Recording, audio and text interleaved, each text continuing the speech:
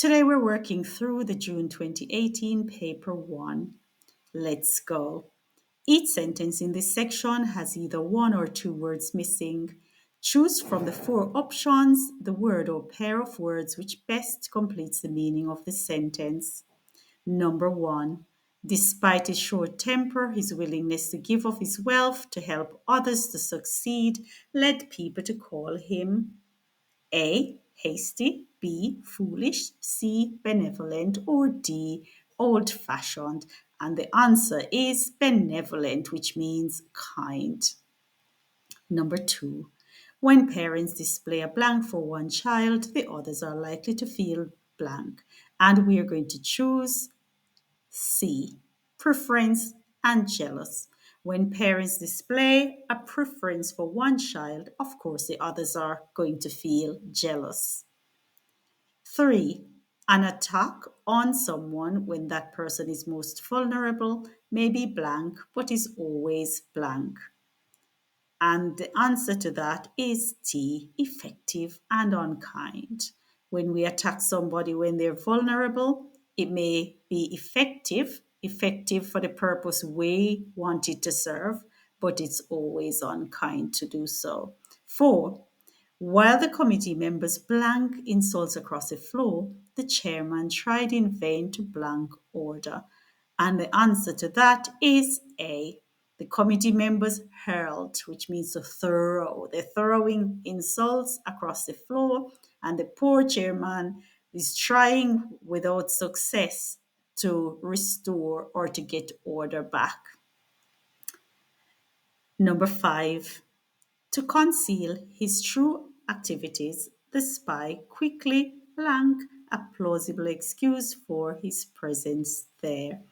And the answers we're to choose from are fabricated, divulged, explained, and disguised. And the answer is A, fabricated, which means to make up, basically lie about. Okay? So to hide his true activities, he quickly had to think of an excuse, lie about why he was there. So it's fabricated. Choose the word or phrase that is most nearly opposite in meaning to the underlined word or words. Number 6. He was eager to share the news with his friends. And we're looking for the opposite of eager. And the options are worried, reluctant, displeased, and unavailable. Opposite of eager is B, reluctant. 7. Many parents and even some teenagers do not approve of the amount of permissiveness in today's society. And the opposite of permissiveness is A, restrictiveness. 8. Every effort was made to avert the chance of failure. We're looking for the opposite of avert, and avert means to prevent. The options we're given are ensure, exclude, examine, and overcome. Opposite of avert is to ensure. All right? So every effort was made to ensure the chance of failure. Number 9. The president of the Students' Association never mentioned the treasurer's integrity. Now, integrity means honesty. So the opposite of that is D, dishonesty. Quite straightforward there. Number 10, she seems to be sensitive to the feelings of others. And sensitive in this case is to be aware of. So she was aware of the feelings of others. And the opposite of that is unaware of, which is A.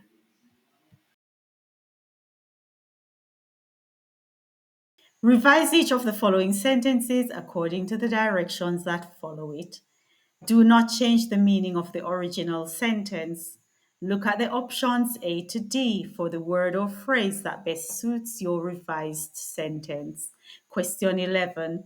People from crowded nations cannot get over the accessibility of Canada's natural environment in all its magnificence. Begin the sentence with, it is impossible for. And the phrase that best fits into that revised sentence would be to get over. Here's our new sentence. It is impossible for people from crowded nations to get over the accessibility of Canada's natural environment in all its magnificence. Number 12. If Charlie invites me, I will go to his party. Begin the sentence with, were Charlie to invite me? And we're going to choose A as our phrase that would fit into that. I would go. So, were Charlie to invite me to his party, I would go. Question 13. More is experienced in one day of the life of a learned man than an ignorant man experiences in his whole lifetime. We're to begin the sentence with a learned man. And we are going to choose phrase C, experiences more in one day. A learned man experiences more in one day than an ignorant man experiences in his whole lifetime.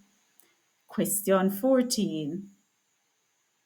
She found, even after she had made several attempts to regulate the sprinkler, that the water was still reaching the furniture on the veranda. Begin the sentence with having made. And we are going to choose A. She found that. So here's our revised sentence. Having made several attempts to regulate the sprinkler, she found that the water was still reaching the furniture on the veranda. And the final one in this section is number 15. The cricket match ended abruptly when many of the spectators stormed the field. We're to begin the sentence with many of the spectators stormed. And the word that would fit in with that is A. So, here's our revised sentence. Many of the spectators stormed the field, so the cricket match ended abruptly. Some of the following sentences are unacceptable because of inappropriate grammar, idiom, or vocabulary. Some sentences are acceptable as they stand. No sentence contains more than one inappropriate element. Your task is to select the one underlined part that you feel is inappropriate and choose the corresponding letter. If the sentence is acceptable, choose D. 16. Considering the chaos you would cause if you were to resign now, I have no choice than to refuse your request. And than is a wrong choice of word there. We usually use than when we're making comparisons, and that's not happening in this case. A more appropriate word would be but. Considering the chaos you would cause if you were to resign now, I have no choice but to refuse your request. Number 17. You may notice that the windows of the house next to the playground looks like those of ancient English cottages, and we have a blatant subject-verb disagreement here. So the verb looks is directly referring to windows. And the simplest way to get this, guys, is that if the subject ends in an S, or if the subject not just ends in an S, if the subject is plural, then we don't add an S to the verb. Okay, so it should be look. The windows look like those of ancient English cottages. Question 18. There is hardly a point to our knocking as no one is not at home. The error is at C, where we have the word not, makes it a double negative because we already have no one, right? So we don't say no one is not, okay? It's got to be no one is at home. 19. Tom, the most talented of those musicians who need help, has promised to give his service free of charge for any worthwhile cause. There is no error there. Okay? You might be tempted to think that we should not, that the error would be at B where it says has promised. That's because you might be thinking that has is referring to the musicians, but it isn't. If you look carefully, you'll see that we have what we call parentheses here, a section that's enclosed in commas. The most talented of those musicians who need help. Now, that's like a parenthesis, it's like an aside part of your sentence. It's just included for a little bit of side explanation. So the sentence without that would read Tom has promised to give his service free of charge for any worthwhile cause. Okay, but there's a little explanation that tells us that he is the most talented of those musicians who need help. So no errors. Right, number 20. Any disease of the bones and joints which are due to deficiencies in a single nutritional factor can be prevented. And the error is at A. It should be is and not are. And why? The are isn't referring to bones and joints, it's referring to any disease. Okay? So, any disease which is due to deficiencies. Okay? So, just be careful when we come across questions like that, that we make sure we know what noun the verb is referring to. Map carefully what noun it's pointing to. Some of the following sentences are unacceptable because they contain errors. Some sentences are acceptable as they stand. Now you are to choose one of the following options to describe each sentence. A, if the sentence is wordy, repetitive, or contains redundancies. B, if the sentence contains a cliche or misused metaphors. C, if the sentence is incorrect grammatically or faulty in diction. Or D, if the sentence is okay as it stands. Number 21. There are many who have not considered the need to abstain from alcohol, but sobriety is truly the only option for one who wishes to engage in healthy lifestyle practices. And I have selected A because I think the word truly there is a redundancy. Okay? We could just say sobriety is the only option, not the truly, it's not adding anything to the sentence. 22. He wanted to beg for his old job back, but that ship has sailed and he had to simply play the hand that he was dealt. Quite a lot of cliches there. Ship had sailed, play the hand that he was dealt, play the hand that was dealt him. So that's definitely B. 23. Rising from the throne, the crowd cheered the noble monarch as he walked solemnly forward to greet the foreign dignitaries. And I have chosen C because I think that there's a faulty diction here, and your diction is your choice of words or phrases that you use in your writing or speaking. Now, rising from the throne, that introduction, is actually connected to the crowds more than to the monarch. But I think the person meant that the monarch was, it must have been the monarch rising from the throne, but it sounds like it was the crowds rising from the throne. The crowd cheered their noble monarch. So that's very faulty. Okay. 24. The moon shone brightly in the clear night sky. It's cool light, a blessing after the searing heat of the day. And that's a perfectly well structured sentence, so we'll do D. 25. When the clerk raised his voice in protest, his boss asked him to hold his tongue, since empty vessels make the most noise and are often thrown in the den to be eaten by the lions.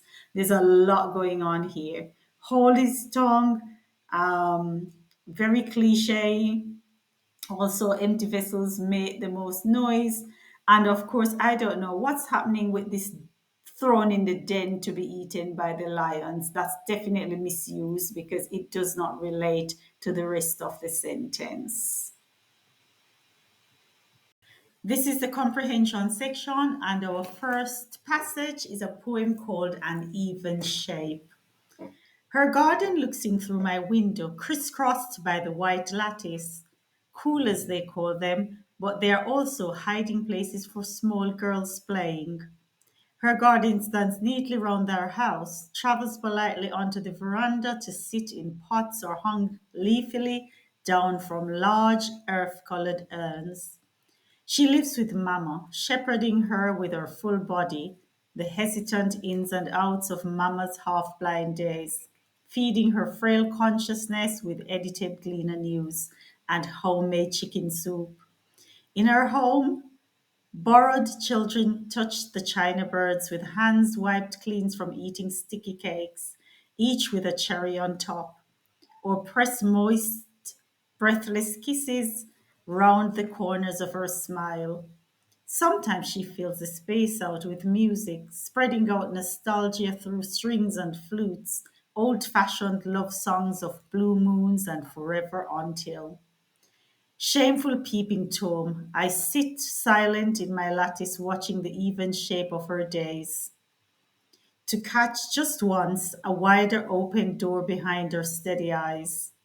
But in her green edged privacy, self contained, she keeps the half drawn shutters of her life opened just so, and mocks my greed and restlessness with a calm refusal to be other than she seems. Number 26. The Fraser Garden looks is an example of simile, metaphor, sarcasm, personification, and the answer is personification. Her garden looks in through my window. Here we're giving human attribute of looking to the garden, which is a non living entity. Number 27, the garden seemed crisscrossed because the poet was looking at it through a lattice window. The garden beds were laid out in squares. The children were walking across the garden, or the person looking at the garden was cross eyed. And the answer is A. The poet was looking at it through a lattice window. Her garden looks in through my window, crisscrossed by the white lattice, and a lattice window is one with a crisscross pattern. Number 28. Which of the following phrases is meant to be taken literally? A. Hiding places for small girls. B. Her garden travels politely onto the veranda. C. Feeding her frail consciousness. D. Watching the even shape of her days. The only literal one there is hiding places for small girls, talking about the coolers in the garden. And these were probably just big boxes which the little girls could hide into or behind. Number 29. Her garden stands neatly round her house tells us that A. There were several well kept potted plants on stands around her house. B. Several tall trees stood along the side of the house. C. The garden which surrounded the house was well kept. Or D. The woman cleaned the flower stands daily. And the answer is C. The garden which surrounded the house was well kept. Number 30. The poet uses the words frail consciousness to show that Mama was unconscious most of the time, was not understanding as well as she used to, had fainted because of lack of food, was thin and weak and could hardly walk. Some of these are really way out and were not faintly mentioned in the poem. So the answer is B, was not understanding as well as she used to. She's got old and her brain doesn't work as well. Number 31. Which of the following best describes the woman's extra thoughtfulness of her mother? A. She lives with Mama, shepherding her with her full body. B. Press moist, breathless kisses. C. Feeding her with edited Gleaner news. Or D. Spreading out nostalgia through strings and flutes. So, yeah, all of these seem very thoughtful. B, we know, wasn't referring to her. B was referring to the children kissing her. Shepherding her with her body, that's thoughtful, that's protective, certainly. But the one I am going to choose is C, feeding her frail consciousness with edited Gleaner news. What this is telling me is that she's giving her the news, she's allowing her to have the Gleaner news, but she is kind of filtering some things out. Remember, her consciousness is frail. She's probably taking out the stuff that would upset her. I think that's very thoughtful of her to kind of like just edit the news, probably give her the part, the ones that would make her feel good and shield her from the bad news. Okay? And that was number 31. So let's go to 32. The poet uses the phrase borrowed children to show that to show how much she loved the children, that she had no children of her own, that she did not want children, why she made the children wash their dirty hands. And the answer is B, that she had no children of her own. 33. Which of the following were done by the children to show their love for the woman? 1. Wiping their hands before touching the china bird. 2. Eating the sticky cakes she made them. 3. Kissing her on the side of her lips. And I am going for B, 1 and 3. I am leaving out 2 because eating all the sticky cakes she made them doesn't necessarily say that they loved her. They could eat all the cakes and they still, and that doesn't actually prove that they love her. So B, 1 and 3. This next passage is called The View from the Terrace. Marcus wheeled himself out to his accustomed place at the table on the terrace, and the sight struck him immediately. How could it not? It was an abomination, a desecration, a heresy, a sight unbelievable. There was a house on the hillside, his hill, the one which overlooked the village and which his terrace faced. It was a small house, to be sure. He estimated it to be no more than 20 feet by 12, with one door and one window on the long side which faced him. From the distance, it was no more than a doll's house, or what a child might draw. A wooden hut similar to those which sprung up daily in the squatter settlements, which everywhere littered the hillsides, ringing the city, visible evidence of society out of control. But his hillside wasn't a squatter settlement, and no other house marred his view. His house sat on the slight rise above the village in the valley, and from there he had an uninterrupted view of the mountains on all sides. Far away there were houses, proper ones that is, but none close enough to mar his vision. It had never occurred to him that the hillside he gazed at every day would ever be defaced with human habitation. It was so steep and inhospitable. Few trees grew on it except for the occasional clump of mangoes. It was mostly covered with grass which burned every year in the dry months, and agaves which from time to time flowered yellow. Halfway up the hill and directly in front of his favorite seat on the terrace was the only tree of any size, and this was a silk cotton tree, which would one day become a giant, but which was still small as cotton trees go. Year after year, he watched its progress as it shed its leaves in the winter months and turned a bright green in the spring. And now, immediately behind the tree, as if sheltering in its arms, someone had built a house on his hill. It wasn't really his hill, but who else was there to claim it? Who else had gazed at it 365 mornings every year for the past 12 years? Number 34. Which word best describes the homeowner's attitude towards the hillside near his house? A. Angry. B. Proud. C. Pleased. D. Possessive. And the answer is D. Possessive. He talks about his hill over and over again. 35. The words struck him suggest that to the homeowner, the sudden appearance of the squatter's house A stirred disgust at the nature of the home, B awoke interest in how quickly it was built, C aroused shock at the unexpected neighbor, or D stimulated pain because of the loss of privacy and control. And the answer is C aroused shock at the unexpected neighbor.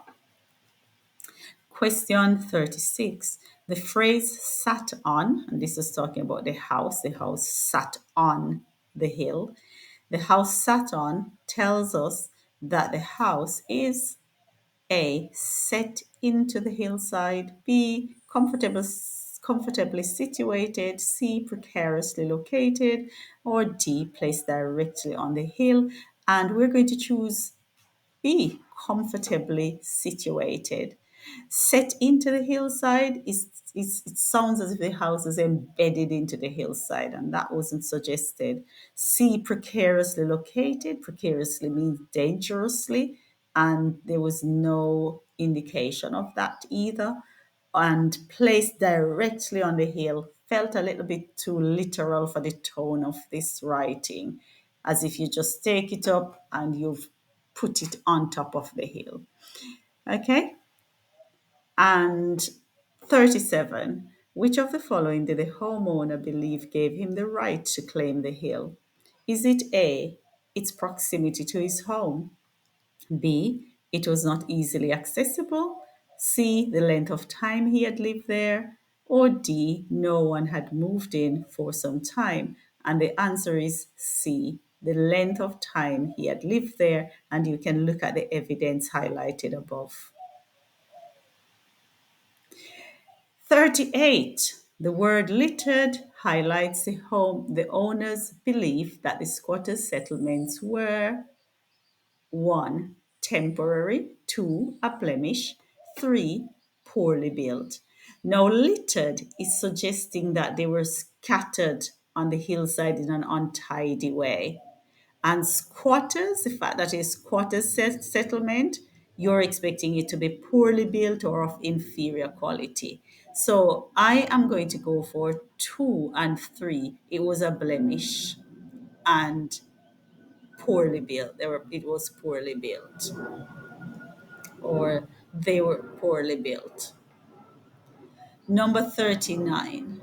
Which of the following best captures the homeowner's biggest fear? Is it the silk cotton tree would become gigantic? The proper houses would be built on the hillside? The hillside would become a squatter's settlement? Or littering would become a problem on the hillside? And the answer is C, that the hillside would become a squatter's settlement. Number 40. The repetition of his hill by the narrator. A. displays the depth of his disgust. B, shows how persistent his shock was. C, presents the homeowner's stubbornness. Or D, emphasizes the passion behind his attitude. I've straight away dismissed B and C. D, emphasize the passion behind his attitude. I juggled that a little bit, but I'm settling for A. Displays depth of his disgust. The repetition of his hill. I can imagine him. They've put a house on my hill. My hill. That is showing disgust to me that that was actually there on his, what he considered his space, right? Number 41. Which words best sum up the homeowner's view of squatters settlement? A, they sprung up daily. B, society out of control. C, marred his view. D, houses, proper ones. And I really kind of like juggled with this one, whether it was B or C. And I'm going for C, Mardy's view, because yes, it was untidy. Yes, it was, society was out of control, sure. But at the end of the day, that house on the hillside and the squatters settlement, he just wanted to protect his view. And even looking at the title, View from the Terrace, it was all about protecting his view. He didn't want his view marred. So I thought that is kind of like the overarching idea there. This next passage is called The Oceans. To the prejudiced eyes of land-bound humans, the oceans seem like one continuous mass, as homogeneous as outer space. To some extent, they are, and some marine creatures treat the whole maritime world as their oyster. Some of the great whales, for instance, lounge from the surface to the depths as a matter of course and divide their feeding and breeding between the poles and the tropics. Equally striking to the marine scientist, however, is the variousness of the oceans. Each sea embraces several or indeed many distinct environments, each of which occupies a discrete zone. Some of the zones also vary markedly with time, through the day, with the tides, and therefore with the phases of the moon, by season, and sometimes in cycles of several years. And superimposed on all these variations in space and time are the more erratic influences of currents and of the influx of rivers. In short, patchiness in space and time is as much a feature of the oceans as it is of land. Indeed, patchiness is a great principle in ecology, though it is rarely singled out as such. Each oceanic zone has its characteristic creatures, sometimes a huge variety of different types, and sometimes only a few. But many creatures of all kinds spend part of their lives in one kind of environment and part in another. And because there are so many different ways of making a living in the oceans, so many permutations of habitats, there is a correspondingly huge variety of creatures, and many creatures take quite different forms and live in quite different ways at different stages of their lives. There are far fewer species in the oceans than on land. However, because there are no marine equivalents of the forest trees, and it is the trees that provide such a myriad of habitats for land-based creatures. Number 42. The writer's main purpose in the extract is to A. Show that the ocean is very diverse. B. Convince the reader to visit the ocean. C. Describe the beauty of the ocean to humans. D. Discuss the different creatures that live in the ocean. And the answer is A. Show that the ocean is very diverse. The writer starts by saying that humans tend to see the ocean as just one homogeneous space, meaning it's the same throughout. So the article sets out to prove that this is not so, it's diverse. 43. The word prejudice is nearest in meaning to racial, biased, negative, unpleasant, and the answer is B, biased. 44. The writer says that prejudiced eyes see the ocean as being as homogeneous as outer space. This description should suggest that the ocean seems to be, is it empty and far away? The cause of prejudice, a rich and varied place, or one continuous stretch of water? And the answer is D, one continuous stretch of water. 45. The statement, submarine creatures treat the whole maritime world as their oyster, suggests that the creatures A. live in the oysters, B. feed on oysters, C. stay in one part of the ocean, or D. move freely throughout the ocean. And the answer is D. Move freely throughout the ocean. The phrase, the world is your oyster, actually means that you have the freedom to move from one place to the other and to do basically anything you want to do. Number 46, according to the extract, patchiness refers to, is it variation, confusion, movement, or piecing together? And in this case, it is A, variation. Okay, the patchiness, it says that in short, patchiness in space and time is as much a feature of the oceans as it is of land. In this case, patchiness is uneven, irregular, not homogeneous. Number 47. Which of the following best describes the type of writing in the extract? Critical, narrative, informative, argumentative. The answer is C. It's an informative piece of writing. Question 48. According to the extract, which of the following statements is false? A. There are more species on land than in the ocean. B. There are more species in the ocean than on land. C. Many ocean creatures divide their time in different parts of the ocean. D. Many sea creatures take different forms at different stages of their lives. And the answer is B. There are more species in the ocean than on land. Because if we look at the evidence in the text, it actually says that there are fewer species in the ocean than on land. That means that there are more species on land. So it's B. Question 48. Sorry, question 49.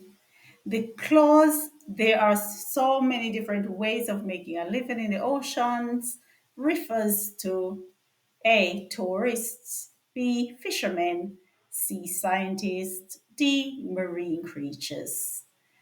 And the answer is D. Marine creatures, right? So, right before it actually mentions that, it was talking about the variety and the type of creatures that live in the ocean. And right after that, it continues talking about the creatures. Okay? Because there's so many different ways of making a living in the oceans, so many permutations of habitats, there's correspondingly huge variety of creatures. So it's all about the creatures. Okay? And that's it for this section. This next passage is an advertisement from a tour company. The tours we offer are truly unique and very much off the beaten track. We take you into the country to experience the historical, cultural, and breathtaking scenic highlights of the island. Our rich heritage in farming over the centuries has produced grand plantation mansions surrounded by picturesque little copses, with stately royal palms swaying majestically in the easterly trade winds. The neat sugarcane fields sweep down the rolling hills towards the wild east coast, where miles of untouched beaches are graced with the backdrop of rugged cliffs and giant breakers of the Atlantic crashing ashore. At Highland Outdoor Tours, the choice is yours. Whether you're the adventurous type or prefer a more laid back tour, just give us a call and let us advise you. Number 50. The advertisement was most likely taken from a newspaper, geography text, tourism brochure, naturalist magazine, and the answer is C, a tourism brochure. 51. Which of the following is nearest in meaning to off the beaten track? Is it on unpaved trails, into the wilderness, through dense vegetation, or along routes not regularly traversed? And the answer is D, along routes not regularly traversed. 52. Which of the following does the advertisement promise? 1. Scenic beauty. 2. Sedate enjoyment. 3. Outdoor adventure. And the answer is D, 1, 2, and 3. All of the above, and you can see the reference highlighted. Number 53. The phrase, the neat sugarcane fields sweep down the rolling hills, contains an example of A. Contrast, B. Repetition, C. Metaphor, and D. Specific reference. Now we can't see any contrast there, there's no repetition, and there's no clear cut metaphor. So the answer is D. Specific reference. And we can see the definite article, the, pointing to the specific noun. So the neat sugarcane fields and the rolling hills. Number 54.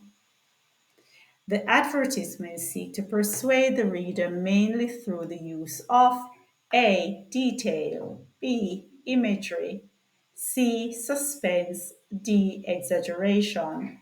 And the answer is B. Imagery. Imagery is descriptive language that creates vivid mental pictures in the reader's mind.